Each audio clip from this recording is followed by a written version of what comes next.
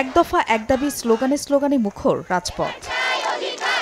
সোমবার সকালে গোপালগঞ্জ, রাজশাহী, মৌলভীবাজার, দিনাজপুর সহ দেশের বিভিন্ন জেলায় মানববন্ধন ও অবস্থান কর্মসূচি পালন করেন নার্সিং ইনস্টিটিউটের শিক্ষার্থীরা। জানান, উচ্চ মাধ্যমিক পাশের পর পরীক্ষার মাধ্যমে ডিপ্লোমা কোর্সে ভর্তি হতে হয় তাদের। এরপর ৩ বছরের কোর্স শেষে পরীক্ষায় উত্তীর্ণ হয়ে করতে হয় ৬ মাসের ইন্টার্নশিপ। অথচ চাকরির বাজারে তাদের উচ্চ মাধ্যমিক পাশ বলে বিবেচনা করা হয়। এই বৈষম্য থেকে মুক্তি চান তারা। আমাদের রাজপথে নামার একটাই উদ্দেশ্য, আমাদের অধিকার আমাদেরকে ফিরিয়ে দেওয়া হোক। ডিগ্রি সমমানের করতে হলে যে সকল ক্রাইটেরিয়া লাগে সকল ক্রাইটেরিয়া আমাদের পূরণ আছে। ৩ বছর আমরা কোর্স সম্পন্ন করলাম এবং ৬ মাসের ইন্টার্নশিপ সম্পন্ন করলাম।